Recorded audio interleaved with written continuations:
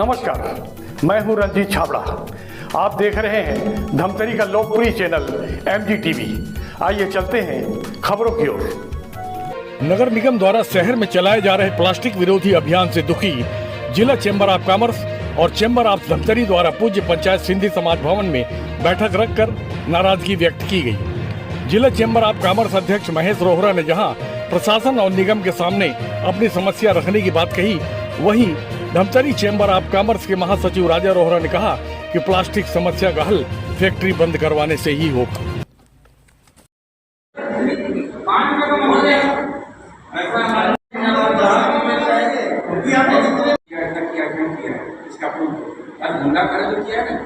ये सब बहुत तकलीफ पड़ी, आपको पता होगा, आप ऐसा मत समझो।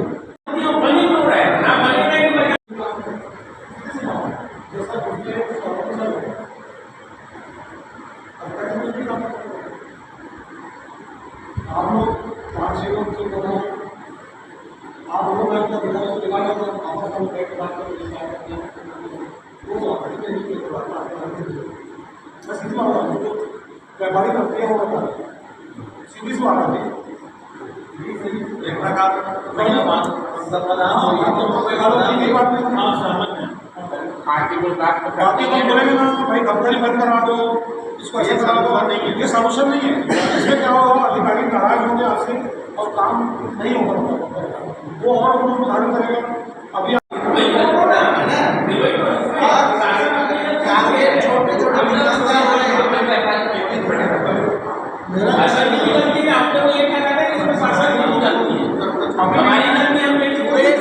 छत्तीसगढ़ में इकलौता धमतरी शहर है जहाँ चिड़िया बिक रही है, बाकी कहीं नहीं बिक रही है। अभी बिक रही है, चारा बिकती नहीं है। आप चले जाओ ना, आप कुरूद चले जाओ, कुरूद में आप धमतरी व्यापारी हो, आपके पास पहुँच जाएगा, ऐसा हो रहा है। मेरा कहना ये है अभी हम बात सॉल्यूशन चाहते हैं, आप लोगों से सॉल्यूशन पूछना, आप बताओ ऐसा करेंगे या तो चीजें व्यवस्था बंद करेंगे या अधिकारी से बात करेंगे, या तो चीजें चला रहे हैं। आप क्या चाहते हो, अपना हल क्या चाहते हैं? सघन चर्चा होनी चाहिए। बहुत टेबल की कभी अधिकारियों से चर्चा हुई भी नहीं है। सघन चर्चा हाँ, तो व्यापारियों को अपनी समस्या रखने की वो समस्या है बिना झुकी के काम करने में, ये कभी चर्चा हुई भी नहीं है अधिकारियों से, ना वहाँ पर कभी भी नहीं। हम समझाएंगे तो समझेंगे।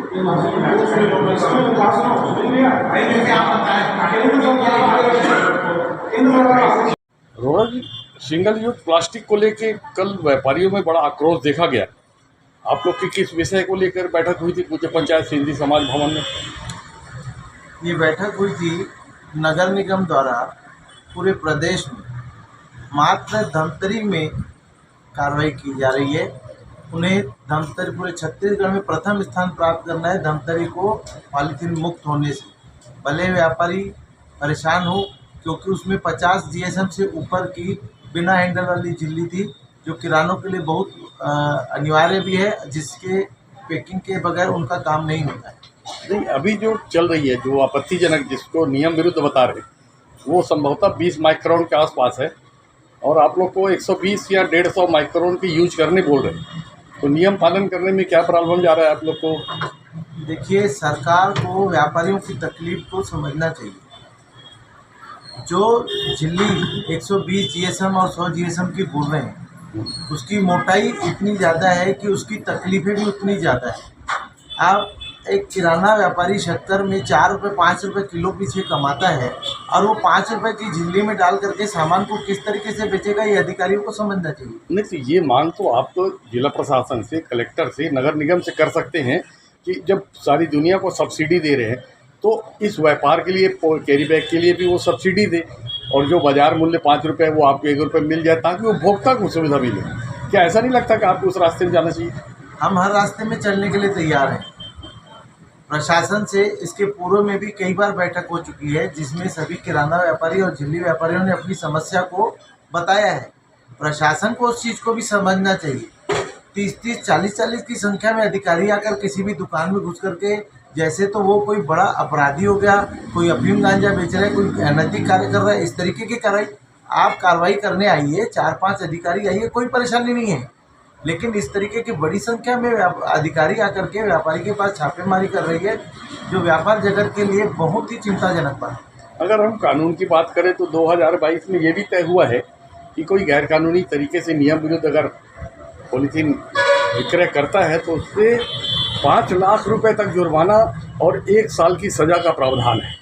तो वो नौबत तो नहीं आई, लेकिन जिस तरह से फाइन किया जा रहा है, क्या उस फाइन को ज़्यादा मानते हैं? आप एक चीज़ बताइए, इंसान को कोई बीमारी होती है तो उसका इलाज जड़ से ख़त्म होना चाहिए।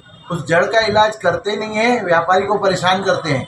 अगर अधिकारियों में दम है तो फैक्ट्री के पास जाएं, चालान करें और उसके बाद व्यापारी परेशान करें। माल उपलब्ध हो रहा है, व्यापारी आके बेच रहे हैं, उनको कुछ बोलते नहीं है, रिटेलर व्यापारी को पकड़ करके परेशान कर रहे हैं।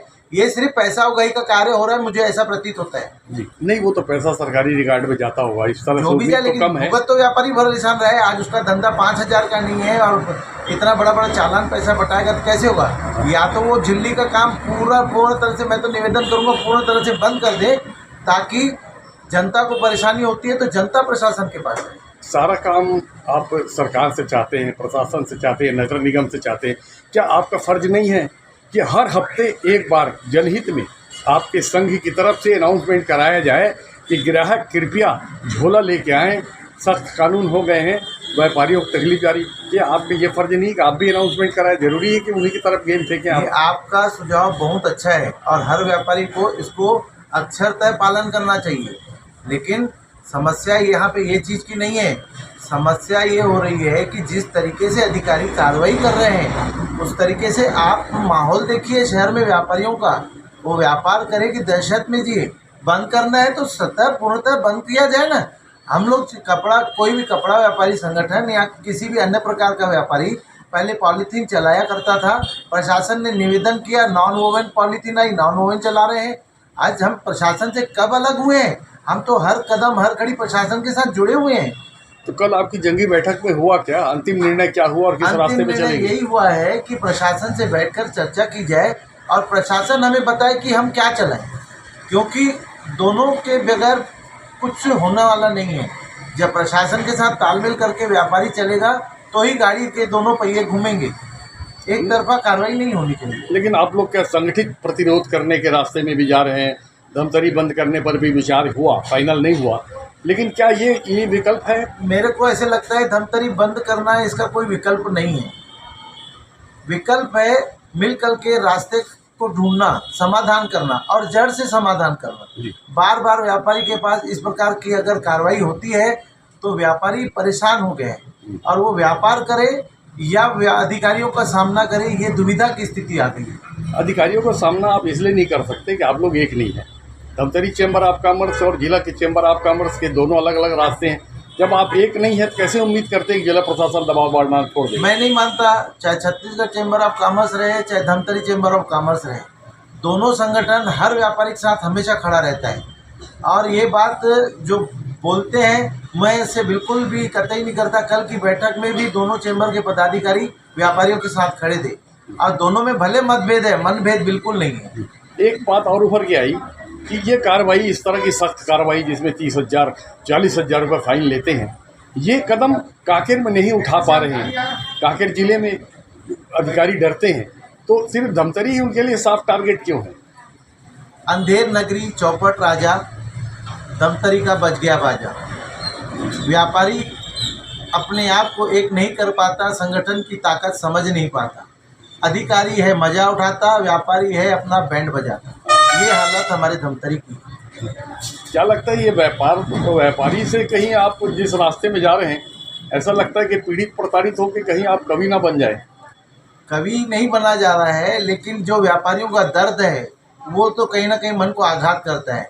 आज आप एक छोटी सी चीज़ देखिए, हमारे धमतरी में 2000 के पहले का व्यापार और आज का व्यापार क्या अधिकारी समझ पाएगा? चारों तरफ से नाकेबंदी है, बाहर के लोग धमतरी नहीं आ रहे, अधिकारी समझ पाएगा? आज रोजी रोटी नहीं निकल पा रही है, कितने ही लोगों ने अपने व्यापार बंद कर लिए, कैसे अधिकारी समझ पाएगा?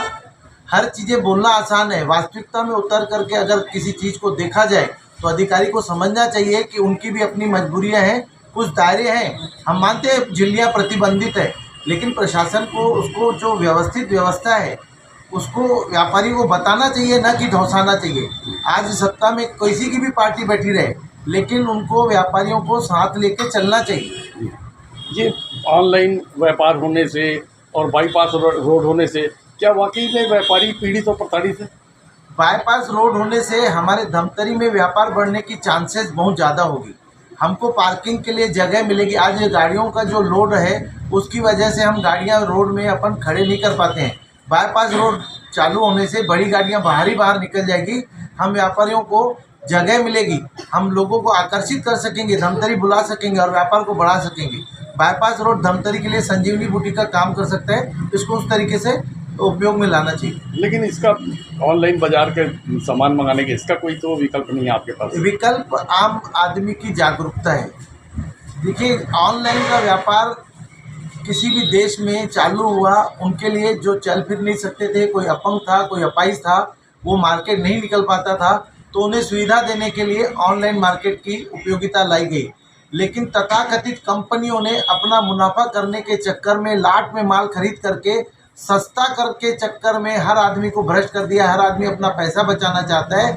मार्केट में अगर उसको महंगा मिलेगा, वो नहीं सोचेगा कि मैं पहन के ट्राई करके सोच परख के देख के ले रहा हूँ, किंतु ऑनलाइन मंगाता है, बाद में उनको वापसी की भी सुविधा है और वापस कर देता है। तो ये सब चीज़ें जो है कहीं ना कहीं धीरे धीरे वापस लोगों का रुझान दुकानों की तरफ आएगा। देर भले, लेकिन आएगा जरूर। सुजय जी, कल की बैठक में क्या निर्णय लिए अंतिम रूप से? कल की बैठक हम लोगों ने छत्तीसगढ़ चैम्बर ऑफ कॉमर्स वालों ने व्यापारियों की मीटिंग रखी थी, जिसमें पॉलीथीन पे जो निगम द्वारा कार्रवाई चल रही है उसके संदर्भ में मीटिंग रखे थे। उसके संदर्भ हम लोगों ने निर्णय ये लिया है कि आयुक्त महोदय से मिलकर सभी व्यापारी निवेदन करेंगे कि भाई उसमें क्या समस्या है और कौन सी, ये अगर बैन है तो क्या चलेगा, तो अपन उस व्यापारी उस चीज़ को चलाएं। अभी आप बोलते हैं कि 51 माइग्रेन नहीं चलेगा, तो आप बताइए कितने माइग्रेन चलेगा, तो चलाएंगे आप जी। बस इसी से हम लोग सोमवार को कल जाएंगे मिलने। जी, अगर समाधान नहीं निकला जी तो फिर किस तरह का विचार किया गया है? समाधान निकलने का तो कोई सवाल ही नहीं है कि समाधान नहीं निकलता, क्योंकि अधिकारी भी जो है देश हित की बात करते हैं और व्यापारी भी देश हित की बात करते हैं। समाधान नहीं निकलेगा तो सवाल ही नहीं, समाधान तो पक्का निकलेगा। ये जो जुर्माना की रकम ज़्यादा हो रही है जी, क्या इस पर भी कुछ चर्चा होगी? हाँ, इस पर चर्चा होगी। जुर्माना जो है बहुत ज़्यादा हो रहा है, वो नहीं होना चाहिए। जुर्माना होना चाहिए, लेकिन ज़्यादा नहीं होना चाहिए, क्योंकि कोई भी प्रक्रिया जो नियम के तहत की जाती है वो होना चाहिए। अगर अधिकारी भी कार्य कर रहे हैं तो वो देश हित के लिए कर रहे हैं, मैं उसका विरोध नहीं कर रहा हूँ, लेकिन वो बहुत ज़्यादा होना चाहिए। 25,000 30,000 का जुर्माना नहीं होना चाहिए। 1000-1500 रुपये व्यापारियों से फाइन लेनी चाहिए, उससे ज़्यादा फाइन नहीं होनी चाहिए। ये फैक्ट्रियों से माल आता है, प्लास्टिक जो है फैक्ट्रियों से आता है।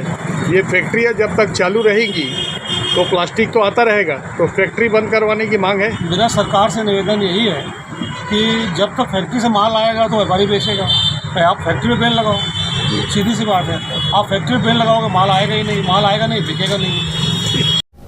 देखते रहिए MG TV, क्योंकि खबरों का सिलसिला यहाँ थमता नहीं।